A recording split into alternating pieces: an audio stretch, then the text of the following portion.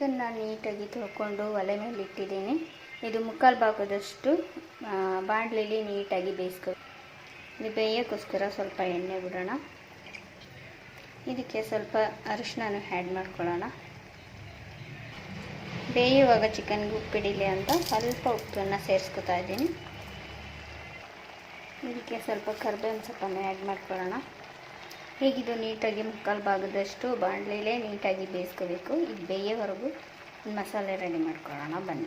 ಈಗ almost chicken 75 ಭಾಗ ನಾನು ಇದರಲ್ಲೇ ಬೇಯಿಸ್ಕೊಂಡಿದ್ದೀನಿ. ಇದಕ್ಕೆ ಒಂದು 2-3 ಸ್ಪೂನಷ್ಟು ಎಣ್ಣೆನ ಸೇರಿಸ್ಕೊಳ್ಳೋಣ. ಈಗ ಎಣ್ಣೆ ನೀಟಾಗಿ ಕಾದಿದೆ. ಇದಕ್ಕೆ 2 ಮೆಣಸಿನ್ಕಾಯಿನ ಉದ್ದುದ್ದ ಸೀಳ್ಕೊಂಡಿದ್ದೀನಿ. ಈಗ ಸಣ್ಣದಾಗಿ ಹಚ್ಕೊಂಡಂಥ ಈರುಳ್ಳಿನ ಸೇರಿಸ್ತಾ ಇದ್ದೀನಿ. ಈ ಈರುಳ್ಳಿ ಒಂಬಣ್ಣ ಬರೋವರೆಗೂ ಎಣ್ಣೆಯಲ್ಲಿ ನೀಟಾಗಿ ಫ್ರೈ ಮಾಡ್ಕೋಬೇಕು. ಇದು ಫ್ರೈ ಆಗೋವರೆಗೂ ಒಂದು ಮಸಾಲೆನ ರೆಡಿ ಮಾಡ್ಕೊಂಡು ಬರೋಣ ಬನ್ನಿ. ಈಗ ಮಸಾಲೆಗೆ ಒಂದು ಕಾಯಿ ತೊಗೊಂಡಿದ್ದೀನಿ, ಸ್ವಲ್ಪ ಕೊತ್ತಂಬರಿ ಸೊಪ್ಪು,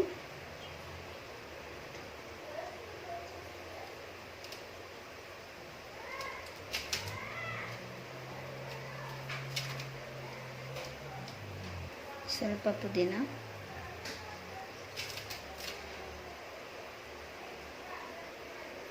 ಒಂದು ಇಂಚಷ್ಟು ಶುಂಠಿ, ಒಂದು ಗೆಡ್ಡೆ ಬೆಳ್ಳುಳ್ಳಿ,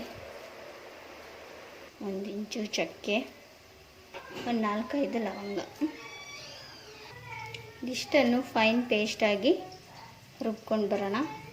ಈ ರೀತಿಯಾಗಿ ನುಣ್ಣಗೆ ರುಬ್ಕೊಂಡು ಬರಬೇಕು. ಈಗ ಈರುಳ್ಳಿ ಎಣ್ಣೆಯಲ್ಲಿ ಚೆನ್ನಾಗಿ ಫ್ರೈ ಆಗಿದೆ. ಈಗ ನಾವು ಬೇಯಿಸ್ಕೊಂಡಂಥ ಚಿಕನ್ನ ಸೇರಿಸ್ಕೊಳ್ಳೋಣ.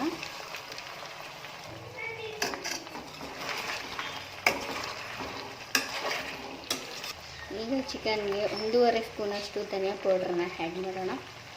1 ಸ್ಪೂನಷ್ಟು ಅಚ್ಚ ಖಾರದ ಪುಡಿನ ಸೇರಿಸ್ಕೊತಾ ಇದ್ದೀನಿ. ಇದೆಲ್ಲ ಮಿಕ್ಸ್ ಆಗೋ ಥರ ಒಂದು ಒಳ್ಳೆ ಮಿಕ್ಸ್ನ ಕೊಡೋಣ. ಇದಕ್ಕೆ ನಾನು ಆದಿ ಅವರ ಚಿಕನ್ ಪೆಪ್ಪರ್ ಫ್ರೈ ಪೌಡರ್ನ ಸೇರಿಸ್ಕೊತಾ ಇದ್ದೀನಿ.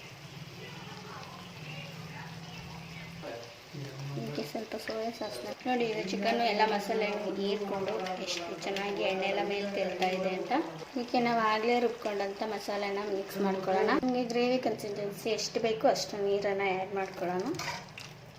ಸ್ವಲ್ಪ ಚಿಕನ್ ಬೇಯುವಾಗ ಉಪ್ಪು ಹಾಕ್ಕೊಂಡಿದೆ. ಈಗ ಉಪ್ಪನ್ನ ನೋಡಿಕೊಂಡು ರುಚಿಗೆ ತಕ್ಕಷ್ಟು ಉಪ್ಪನ್ನು ಸೇರಿಸ್ಕೊಳ್ಳಿ. ಈಗ ಈ ಗ್ರೇವಿ ಚೆನ್ನಾಗಿ ಒಂದು 5 ನಿಮಿಷ ಹಸಿ ವಾಸನೆ ಹೋಗೋವರೆಗೂ ಬೇಯೋ ತನಕ ಇನ್ನೊಂದು ಚಿಕ್ಕದಾಗಿ ಲೈಟಾಗಿ ಒಂದು ಮಸಾಲೆನ ರೆಡಿ ಮಾಡ್ಕೊಬರೋಣ ಬನ್ನಿ. ಮಸಾಲೆ ಎಲ್ಲ ಚೆನ್ನಾಗಿ ಬೆಂದು ಹೇಗೆ ಎಣ್ಣೆನ ಬಿಟ್ಕೊಂಡಿದೆ ಅಂತ. ಈಗ ಇದಕ್ಕೆ ಟೊಮೊಟೊನ ರುಬ್ಕೊಂಡು ಪ್ಯೂರಿ ಮಾಡ್ಕೊಂಡಿದ್ದೀನಿ. ಇದನ್ನು ಆ್ಯಡ್ ಮಾಡ್ಕೊತೀನಿ.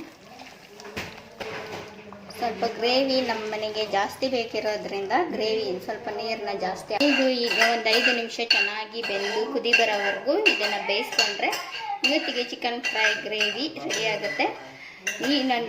ಈ ಚಾನಲ್ನ ಯೂಟ್ಯೂಬ್ ಚಾನಲ್ನ ಸಬ್ಸ್ಕ್ರೈಬ್ ಮಾಡಿಕೊಂಡು ಫ್ರೆಂಡ್ಸ್ ಜೊತೆ ಶೇರ್ ಮಾಡಿ, ಲೈಕ್ ಮಾಡಿ, ಸಬ್ಸ್ಕ್ರೈಬ್ ಮಾಡ್ಕೊಳ್ಳೋದನ್ನಂತೂ ಮರಿಬೇಡಿ.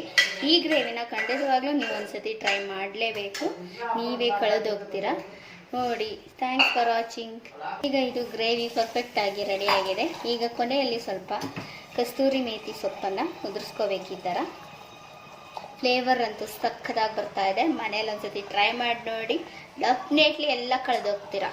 ಮುಂದೆ ತುಂಬ ರುಚಿಯಾದ ಕ್ರಿಸ್ಪಿಯಾದ ಚಿಕನ್ ಗ್ರೇವಿ ರೆಡಿಯಾಗಿದೆ. Thanks for watching.